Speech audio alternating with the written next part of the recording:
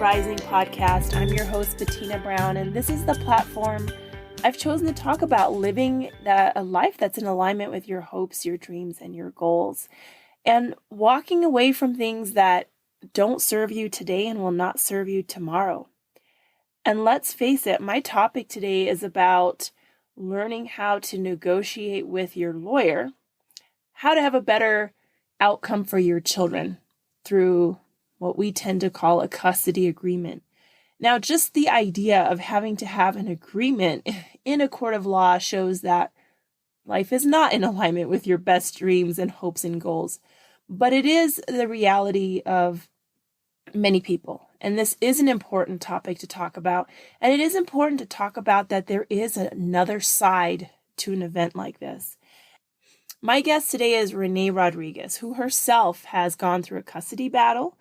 And that entire experience changed her life.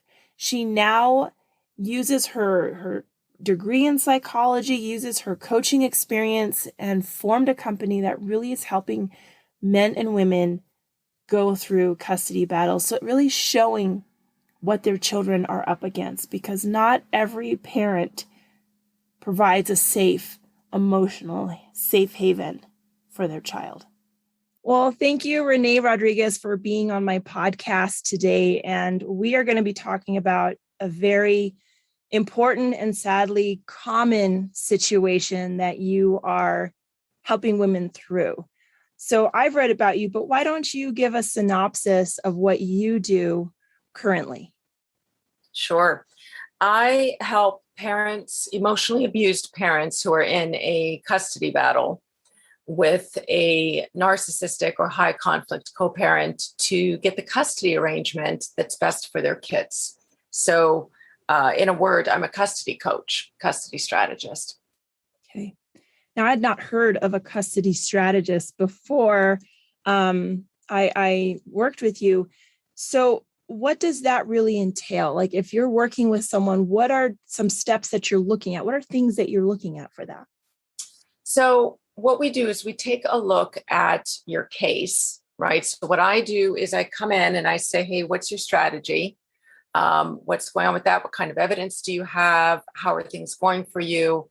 Because we are helping to augment what your lawyer is doing, or we're helping you if you are going pro se or pro per. And the thing of it is that we're not lawyers, we're not therapists, but we are coaches. Mm-hmm. So we come in and we help you strategize and we help you figure out the best way to go forward. We make a huge difference in your case. My own divorce coach in my case changed the entire trajectory of my case. And that's when I knew how valuable a coach could be. Yeah. And what a lot of people have never heard of is a divorce coach or a custody coach. Like we hear about it, like, yes, I want to get myself better. So it is important to put that word out there. But you also talked about emotionally abused adults. And what I have encountered is that often adults who have been emotionally abused are not even aware of it at that moment, because it's such a slow process of where your identity and your power is just withered away that you don't recognize it. How do you link up with someone, and then are they aware of this at this moment? How do you get to a person that needs you that may not know they need you? I love the way that you put that. I want to start by saying that the way that you described it, it is gradual, and you really nailed it. The thing of it is that by the time people are in a custody battle, they know what they're up against. They may not be labeling it narcissism or one of the other cluster B personality disorders, right, which are bipolar, histrionic, antisocial, but they know what they're up against. Otherwise, there wouldn't be a custody battle, because they wouldn't be leaving this person, or this person, less likely, but happens, wouldn't have left them, usually for somebody new, right? So by the time they get to me, they're aware of the fact that they've suffered unbelievable cruelty, and that they have stories that when they say them aloud, they realize that people are not even going to believe the words that are coming out of their mouths, because it's so extreme and so unusual. Yeah. I think from my personal experience, that seeing the reaction on other people's faces when you're telling a story makes you realize, wow, this is crazy. Yeah, you know, that the depths of it, for sure. When you go through this and you're working with people, do you work in a state, or do you work with people that are in states where it's just really, the courts are so big on the 50-50? So the 50-50 thing, I want to speak to that first, because statistically, it's still that more courts are supporting 80-20. All right. There are some states where fathers' rights groups or other groups that are more for fathers' rights or mothers' rights and not so much focused on children's rights are trying to fight for 50-50. Right. And so it's being brought to the attention. It's in the media. And so for a lot of parents who are just getting into it, if you're listening to the Facebook groups or this, that, or the other thing, or people who aren't particularly skilled, then what you are hearing is it's all 50-50 now. That's simply not true. However, if you do come across a judge where your lawyer is saying, this guy, this woman, they really prefer 50-50, then what we do is we make you understand that's just the starting point. When you have a judge who believes, or even maybe a jurisdiction, which believes that 50-50 is the way to go, what is never going to happen is that they're going to give the child to somebody who they understand to be abusive. So your job is to help them understand that, because they're liable for it. And that's where we come in. That's the work that we do. We help you to skillfully and in a very particular way present your evidence and tell your story so that it doesn't look like you're trying to keep your kids away from the other parent. So that what you're doing is you're showing them, okay, I understand that we want the other parent to be deeply involved. I understand that we want a healthy relationship with the other parent. I'm not trying to keep my kids away from the other parent. However, I want to bring to the court's attention these egregious issues. And all I'm asking the court for here is that you help solve these issues. And if they cannot be solved, that what we're not looking at is 50-50. The other thing you need to come up with, which I wish more people understood, there was a custody coach in existence before they decide to leave their abusive exes. You need to have or gather as much proof as you can to show that before the separation, the divorce, whatever it is, whatever stage you're in now, that you were the primary caregiver. So if the other parent couldn't be bothered with your child unless they were in public and then they showed themselves to be a model parent, right? But if they couldn't be bothered to help with the bath or to help with dinner, if they just sat in front of the TV, or if they were working all the time, right? And it's through no fault of their own, but they were working all the time. That was their choice. That was what they were doing. Then what you want to be able to show the court, in addition to what I've already said, is that this is what the kids are used to. So if you're going to say, oh, well, we know that the kids are used to having, let's say, the mom, because the majority of the time that's the case, the mom is the primary caregiver, the mom is the one putting them to bed, the mom is the one doing all of this, that, and the other thing, then do you really want to yank these kids? They've already got a divorce or a separation that they're dealing with. Do we really want to completely change their world and in the ways of their routine and their consistency? Because we know, and what you're going to want to go to the court with is that if we can prove what's best routine, keeping a routine, what's best for consistency for the kids, then we give them that stability, because those are the three big words you want to take into court: routine, consistency, and stability.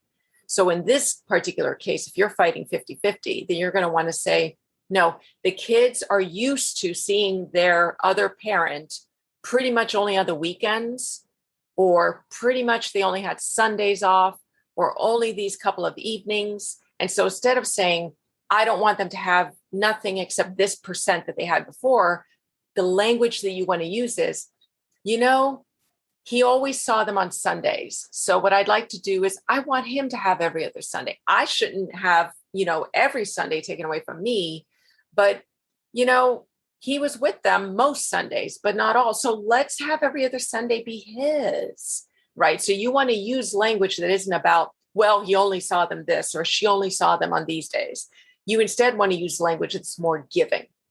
That's basically saying, this is when I don't want to disrupt this. This is when the other parent was around. Let's not disrupt that. So here's what I propose. And that's how you get around the whole 50-50 thing when there wasn't 50-50 before, because you need to do it for what's in the best interest of the kids.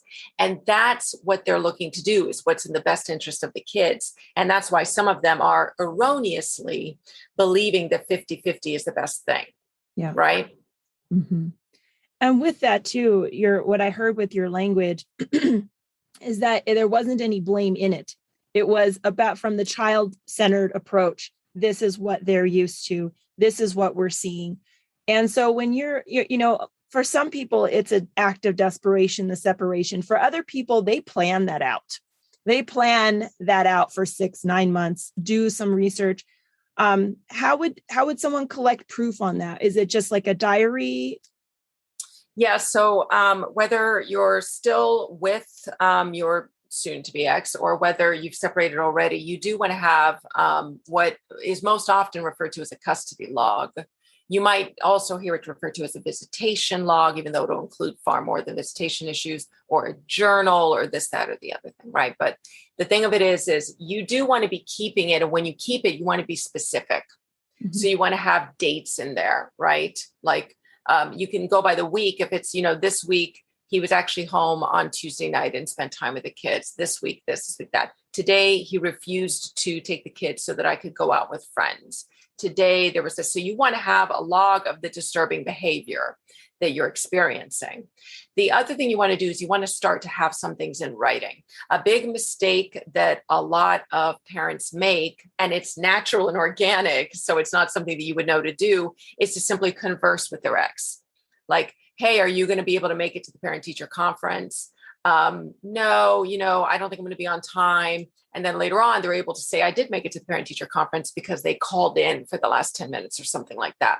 So instead of having these conversations, you actually want to be emailing. And although I'm not a big fan of text, if that's more natural, if you feel like, look, I have to leave this person, I realize I'm being abused, I'm never going to be able to prove some of this stuff because it's insane, then you need to start texting and emailing more and find a natural reason for it. Like, oh, hey, I just thought of it, is one reason to start getting into the habit of texting with them or emailing with them. The other is, hey, I'm in the middle of a meeting, but I thought of this and just wanted to check in with you. Reasons that you have to write it to them instead of saying it to them when you next see them. You want to start collecting evidence from an abusive person, because emotional abuse is almost impossible to prove. So you're going to try to show that this person is calling you names and all the things that they're going to appear charming in court and to the court professionals. You want to show that they're not so charming behind the scenes. However, there's a second layer to this that is very hard to get evidence for. And so you want to be aware of it now, before it gets even more difficult. And that is, what can happen is that you can gather evidence that they are being abusive to you. But what you need to do is you need to also have that extra layer of them being abusive to the kids, right? And that can be hard to gather. That can take place with audio recordings if your state allows it. So go and Google recording laws for your state and see if it's two-party consent, which means you have to have their consent before you can record them. Or one-party consent, which means as long as you're part of the conversation, you can record without anybody else knowing. If you're in a one-party consent state, you can record these conversations as long as you participate at any point in the conversation. All right? So you will want to record him being abusive to the kids, her being abusive to the kids, right?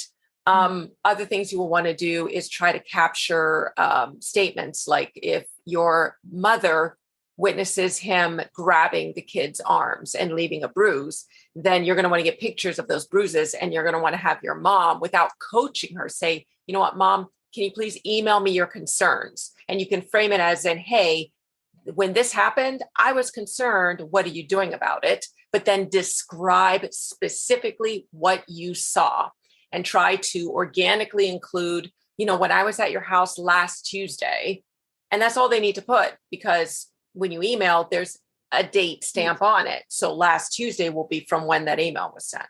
So these are specific ways to start to gather that evidence ahead of time, but you do need the evidence because evidence is key. Mm-hmm. And for a lot of people, there is always a concern that their children will still witness this abuse and still feel that this is normal. To that parent in that, because I don't know, I don't know as you would, is it likely still to get single custody, or is it much more likely to get some separation? And now, as that person leaving, your job is to learn how to best help your child realize this is not safe. Right. It's complex. So it can be any or all of those things. This is the type of thing that can lead to accusations of parental alienation. So it's natural, of course, to want to protect your child from the abuse. So you want to keep gathering documentation. One thing that I'll say that can get difficult in a case is, and I'm seeing this more and more lately over the past couple of years, and it's getting even more frequent at an alarming rate, is that when a parent, let's say it's a mom, is trying to protect her child from an abusive dad, all right, what she's likely to do is say, he shouldn't have this time, he shouldn't have that time, and start keeping the children physically from the father. This leads to accusations of parental alienation.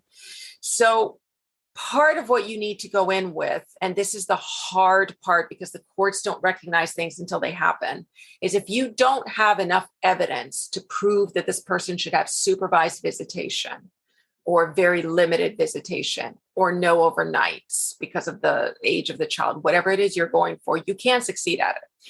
But if you don't have physical proof of it, then unfortunately you have to give them rope. So you're going to have to let them have the visitation, and then you're going to have to get the documentation after the fact. You can also use the services of, in most states, it's called CPS, Child Protective Services. It may have a different name. It may be DCFS, DYFS, DFY, whatever it might be in your state or your jurisdiction. You're basically looking for the Child Welfare Agency. That's what it is, the agency of social workers who will investigate. Right. So you will need to employ them as well. You can't do this overly judiciously, or that will come back to bite you. So you have to have something where you feel like it's going to be very hard for them to ignore this. And then sadly, you still have to cross your fingers. But that is a very effective way. What I find is the most effective way to prove abuse when you don't have it is through the play therapist. And it could be a regular therapist. It could be a child's talk therapist. Play therapy is more effective because of it's a particular way of finding out if there's abuse, whether it be sexual, emotional, physical, but not leaving marks.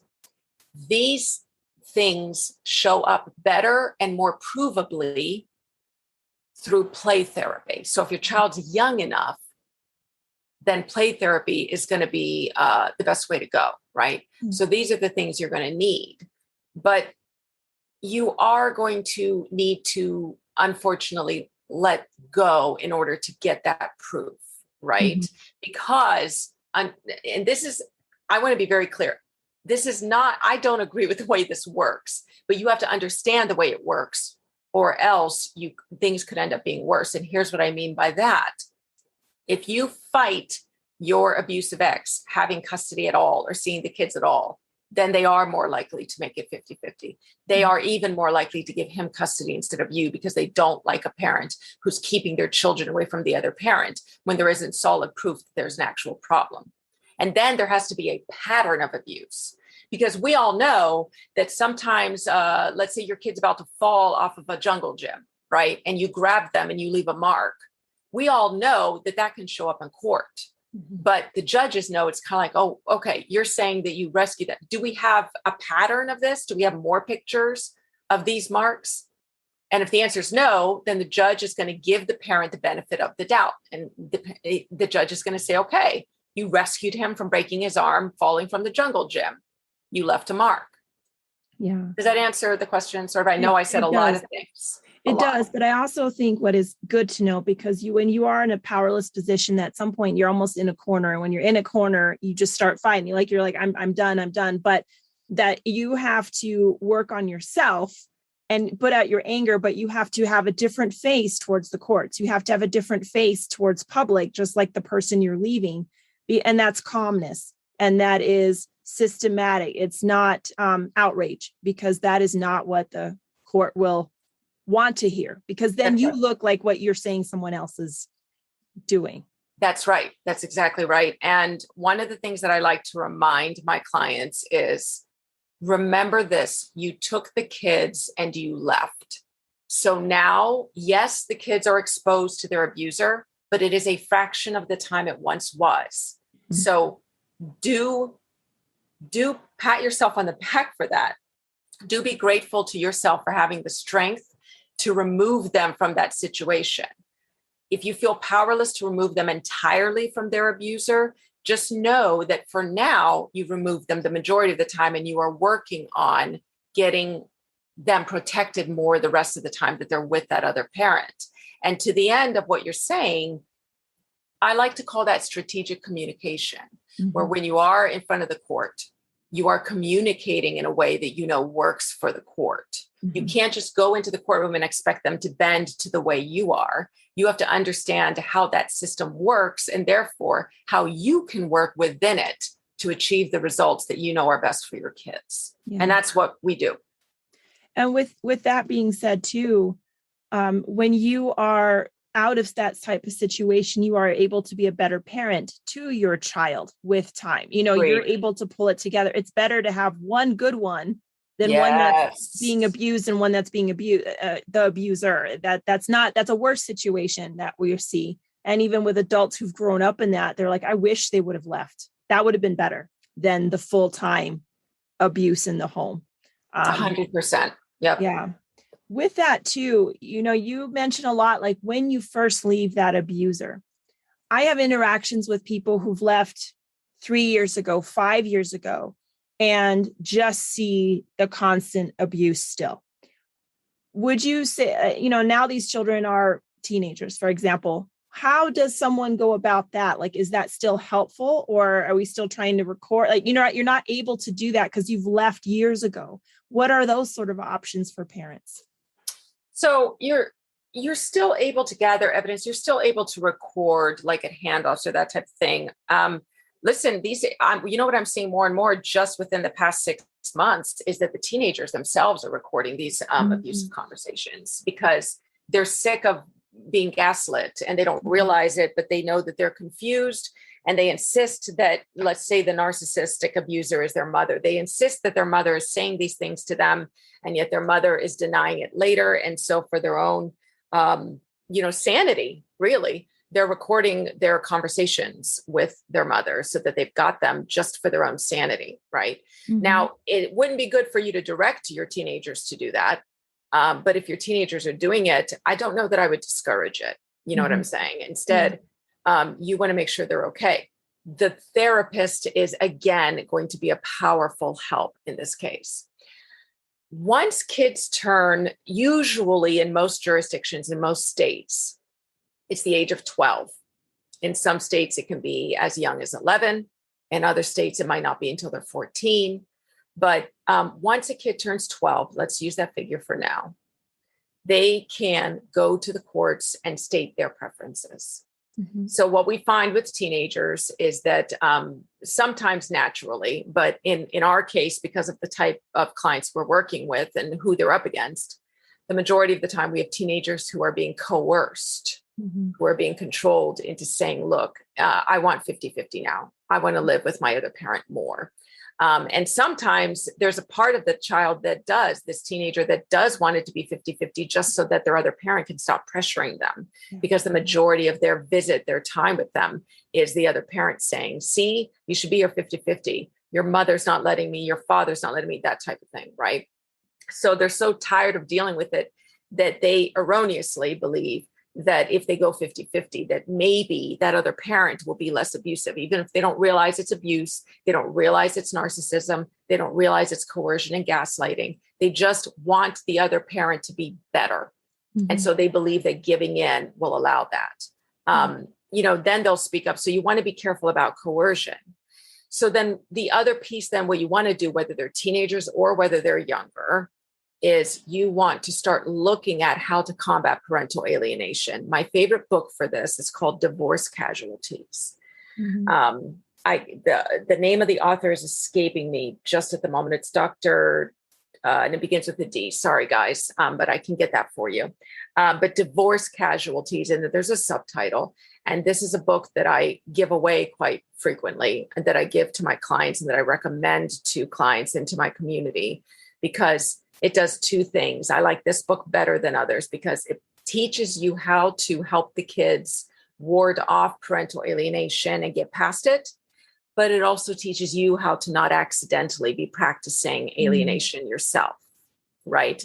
And I am sensitive to the fact that parental alienation is junk science and that the other term for it is domestic violence by proxy. But I'm using that term because it is the most familiar term for the courts. For the courts, yeah. Now, you also you've made this company. Say a little bit more about the name of your company, what you practice, how you're moving it forward. Sure. So we are called Best Foot Forward Consulting. And we work with our clients in a few different ways. We can work with you with your case. We also have programs that we offer where from start to finish, you're building your case in a very powerful way to work with your lawyer or to go pro se, if that's the way that you're going. The program is the best thing, I think, for people to go through because they come out the other end and their success rate is astoundingly high. And their lawyers love the stuff that they're doing. What we've got is called a blueprint. And the blueprint is what they're building on their own and working with their client on, with their lawyer on. And that's basically what accelerates a case forward and what gets control over the madness and the chaos that can happen when you're in court with an abusive individual, right? Yeah. Wow, wonderful. And then with the website and everything, does it have one, or are you locally? Are you just working locally? Thank you. Yeah, no. So we work with clients in the United States, Canada, UK, and Australia. You can find us at bestfootforwardllc.com, or a shorter way to be redirected toward that is custodycorner.com. If you go to the website, you can also get access to our free masterclass. And that's a great way for you to start getting some tips and a real way to succeed in your custody case. If you are on Facebook a lot, we have the Custody Empowerment group. So if you look up Custody Empowerment, then you'll find us there and just apply to get in because it is a private group. And we can let you in and you can get ongoing support there as well. Yeah. Well, wonderful.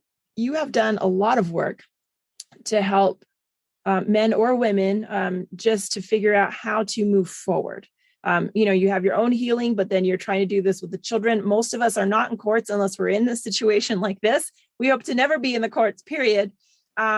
What would you say you're still looking to either develop with your program or develop with your company to continue to rise up to meet the challenges that are in our current custody situations and court systems? I would say the number one thing would be coercive control. It's an issue. There's more activism around reforming the family court. Coercive control is something that, the UK has laws against, and the United States is starting to have laws against. But this is the worst thing that I believe with children. And so with coercive control in the program, what we're trying to figure out is how to help parents help their kids through coercive control. And we've got a few techniques, but it's not enough. And then on the other piece of it, we want to make the courts more aware of coercive control and be able to recognize it and to see it as abuse so that we can protect the kids more, really. That's what it boils down to. So that's probably the number one thing that is that's what's next on the horizon for us at Best Foot Forward, for sure. So Renee shared some very important topics, and I really encourage you to go to her website, learn more, connect with the blueprint. And if not, if you know someone who is going through this situation, share this podcast with them.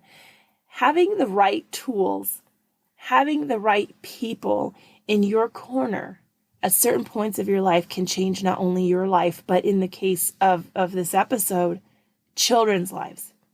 How we grow up can change the rest of our life.